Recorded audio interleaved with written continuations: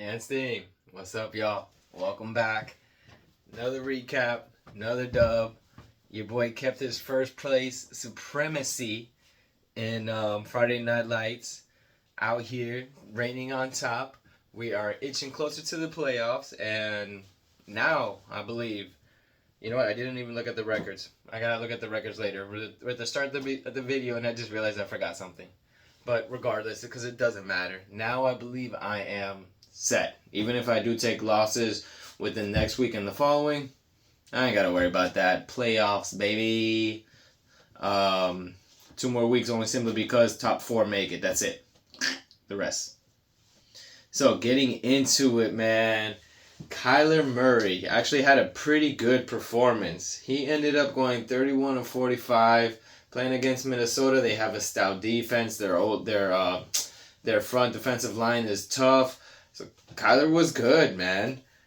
He threw for 260 yards. He went 7 rush yards or 7 attempts for 48 yards, and then it got a little shaky. He threw 2 picks. It's okay.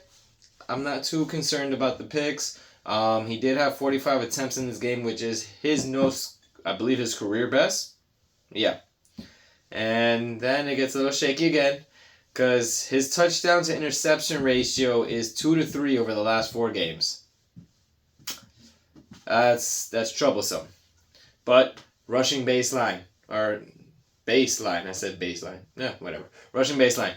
15.20, giving you what you need, man. Shout out to Kyler, keeping it pushing.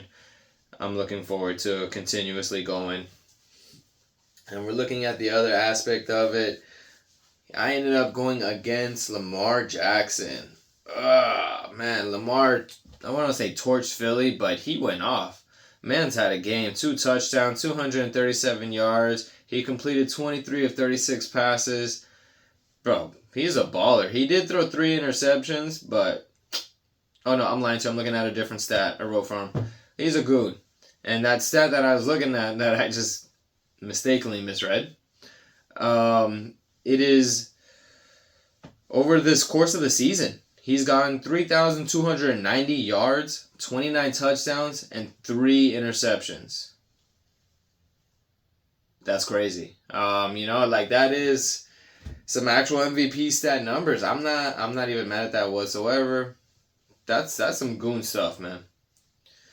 Now, I literally said last week, the consistent, the reliable, always. I said in weeks prior, the guy who always makes your lineups. Cooper Kupp, man. Whew. Worst game of the season, possibly of career. He went 3 for 6. 17 yards. 4.70. Man, it was rough. And this is full PPR, hands team. It was a very rough outing. We'll talk about it in my other leagues. You guys already know I have Kupp way too many places, and that hurt me heavily in one of them. Well, actually 2 of them. Almost 3. Anyways, so Kupp got completely shut down by New Orleans. I didn't think New Orleans defense is that good again, but apparently they're looking to be at that caliber. Now, my man's had the stack with Lamar and Zay Flowers. Zay went 3 for 7 for 74 yards. That's nothing too crazy about. I mean, the 3 catches, cool. 74 yards, that's 7 points. That's 10 points, 0.4. Yeah, that's actually not that bad. It went against Philly. Philly's defense is automatic, so, again, that's not bad at all. What sucks was Puka.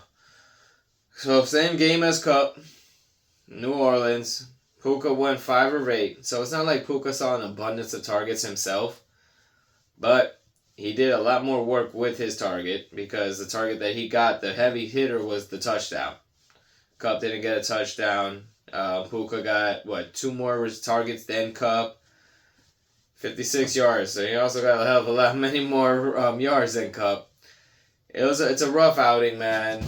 You don't expect this from either one of them. It is being as a Cub owner, it is good to see that Puka didn't have his usual baller game, even though 17.30 is a pretty good game, man.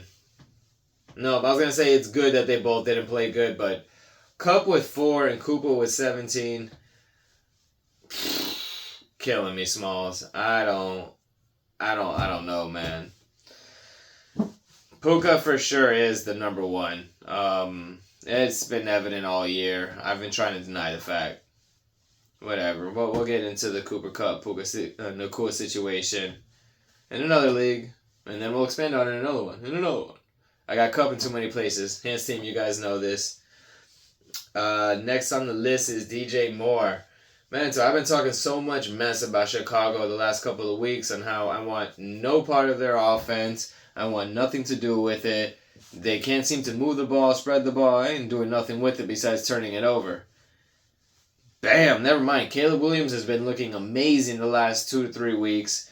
DJ Moore, DeAndre Swift looked like trash. DJ Moore still looking smooth. 23.70. Going against Detroit, which is a good defense. And as you guys can see, I actually played Detroit thinking DJ gets stuff, cool. But reality is he probably won't get anything in Detroit. He'll smash them. Didn't happen. So whatever. DJ Moore going against Detroit. 8 for 16 for 97 yards and a touchdown. Man, goon status. And honestly, I have another stat put the point where DJ Moore, there could be a big reason as to what's going on, is the new center. The last 3 games with Thomas Brown under center, Moore has gone 22 of 30 for 265 yards and a touchdown. Or, sorry, 2 touchdowns. That's the last 3 games. His play has been evident how much better it's been. So shout out to DJ Moore.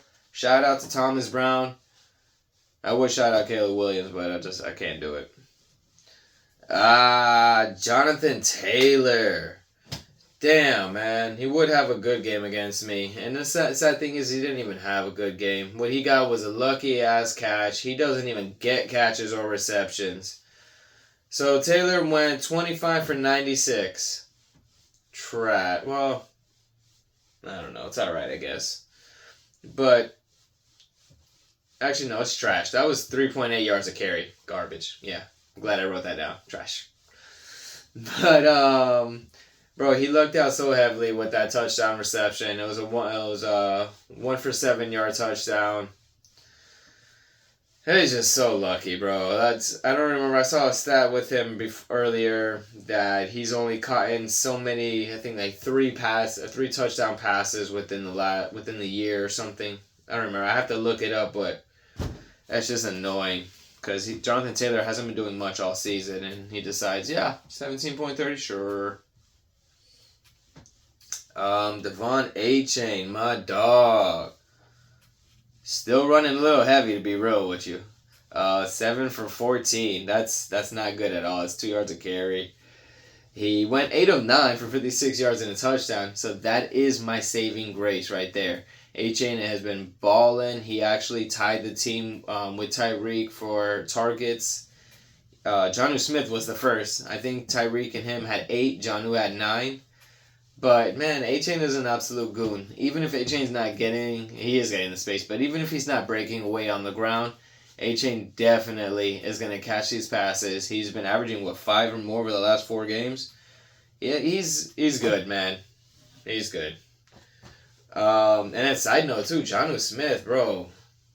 Shout out, man. Jonnu Smith is looking... For the last couple of weeks, I've been wanting to pick up and play Jonnu to the point now where he is not available in any of my leagues anymore. And I'm just like, man, I knew it. But at the same time, I'm like, I don't trust the Dolphins. Achane's the exception. So then after that, we got my dog, Bijan. Staying strong, Bijan. He had that bad game 2 weeks ago. Last week he came back to performance. 25.50. He played against the Chargers. He went 26 of 102 with a touchdown. And he also went 6 of 6 for 33 yards. So the 6 catches, or targets, as well as catches. So the 6 catches and targets, as well as his 26 yards, 26 attempts. Bro, that's what, 33 attempts? That's his new season high. Bijan is an absolute monster. Bijan is everything you could want from a running back. He is the true elite one. He's a true RB1. He is the definition. We've seen a lot of up and downs throughout the season. Derrick Henry. Well, I'm not going to say Derrick Henry was up and down. Let me think of a better player. Maybe Josh Jacobs, but he still always left a decent stat line. Chuba Hubbard, Ramondre Stevenson, Jalen Warren, Najee. Najee's a good one because Najee was really good right now, and before he was really bad. But regardless, there's been a lot of up and down between running backs. Bijan's worst game was 2 weeks ago. I don't even remember what it was, but it was nothing compared to what others have done because that's some running backs' best games. Bijan catches, he breaks tackles, he's shifty enough to avoid the tackle. He's an absolute monster, man. He's gone 100 yards in 6 of his last 7 games. So he's breaking it off from scrimmage. He's catching passes in the air, in the end zone, cut routes, slants. He's also coming back. I don't know what more you want from Bijan. Bijan is that. He's not that fucking guy, man. Just to be real, he's that dude. And Bijan went against Chase Brown. Ah, man, Chase Brown. So I called y'all beforehand in the beginning of the season. I had Chase Brown in I think 2 of my leagues. And then when Zach Moss was starting and Brown wasn't doing anything, I cut him. And then Chase Brown became an absolute goon, and I was like, yeah, it's way too late. So Chase Brown with 19 spot. He went 12 for 70 with a touchdown. He caught all 3 of his passes for 30 yards, and he finished with a solid 19 points on me. Man, that sucked. But shout out to Chase Brown. I do like to see the kid ball. The Bengals are something else in their own right. To see Joe Burrow consistently going off, Chase Brown going off, Jamar Chase. Jesus, I was like Chase Brown, and I meant to say Chase Brown as in the player, but my brain was like, you just said Jamar Chase. Sorry, y'all. Between Chase and Brown itself, I feel bad. The Bengals have not been able to really pull in any wins. Defense is hella flopsy. Now, we're looking at the tight end slot. So, Kelsey coming back with 13. It's not bad. 7 of 13, 68 yards. For a tight end, that's freaking awesome, to be honest with you. Almost 14 points. It's just a simple fact that that's Travis fucking Kelsey. Probably took it in the 2nd or 3rd round. Travis Kelsey is a monster. He has been... Can't even say like tight end 1 for the last couple of years because that's irrelevant to what he has been. He has been wide receiver top 10, maybe even 5, within the last couple of years while he was tight end 1. Like, his numbers were that good. Jimmy Graham status, where Jimmy Graham was so freaking good putting up wide receiver numbers that they were trying to list him and pay him as a wide receiver. And then the Saints were like, nah, bro. Your position's tight end. I don't care how good you are. So, that instant, you expect a lot more from Kelsey. You have all season, especially when he's starting to come back to form. You're like, yo, I got this. And then he just doesn't really do it. But again, 13.80, that's awesome from a tight end. It's just, through 12 games before this one, my man's got 2 touchdowns. You definitely don't want that. Tight ends, usually you want to average a touchdown. That's all where you get your points, really. I don't know. Anyways, hands team, let's move on. Cade Otton. So we ran with Cade. He gave me 6. Will Dissly is at the bench. Will Dissly is Gonski. And to be honest, I have him in another league, and I believe he dropped a flat 0, so don't even care. But Cade went 4 for 7 for 20 yards against the Panthers. He tied in targets. So that's what's up. He tied team high for targets. And he was tied 2nd in team for targets. Just didn't really do much with them. I wish he would have caught more. Even if you didn't go anywhere, man, those catches, that's points. I need that. Amari Cooper with only 4 points. Amari Cooper caught all 3 of his passes for 12 yards, assisted by lateraling a touchdown to Josh Allen that he got Josh Allen got all the points that Amari Cooper got 0 points for doing whatsoever. And yeah, hands team. I actually have to play him in a league next week, and I'm going to bench him. I actually just picked up Westbrook Nakine, and I'm gonna start him over Amari Cooper. Amari Cooper was a bust this year, definitely bust. He played like shit in Cleveland. He was supposed to be so much better in Buffalo. He's trash, man. Well, I'm not gonna say he's trash. It's just he's not there with the offense yet. I don't know. It's been like 4 or 5 weeks already, bro. And I think they had a bye too. Like, come on. How much more longer you need? Brian Robinson Jr. Brian Robinson Jr. doesn't care about the injuries. He's back, baby. He's good. 16 for 103 yards. He ended up balling out with 17 points. He had this 140-yard banger where he ended up just breaking out, touchdown. Brian Robinson Jr., he's a league winner. That is a league winner. That is a player that you pick up later on in drafts and ends up being one of the best running backs in the league by far. He went against Tennessee too, so it doesn't hurt that their defense is trash. Kicker status, Kamari Fairbairn. He went 3 for 3 with 2 extra points against Jacksonville. 13 points. Okay. Well, Brandon Aubrey with a solid 9 went 2 for 2 field goals and 3 extra points. I don't like the flip. But whatever, it is what it is. 4 more points, not even tripping about it. Defensive status though, Detroit with 7 against Chicago. I said this a little bit earlier. I really thought Detroit was going to smash them through. It was going to be, honestly, a pretty clean cut, washed over. And that didn't turn out to be the deal. But they still gave me a point more than Minnesota did against Arizona.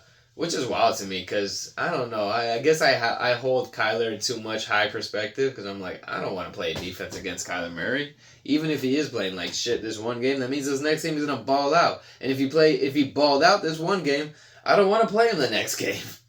So, that's just me personally though. Bench statuses.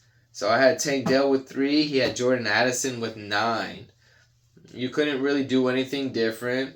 He could have taken out Cooper. He could have put in Addison. For me, nope. Even with Cooper Kupp's horrible 4-point game, he did better than Tank Dell's 3.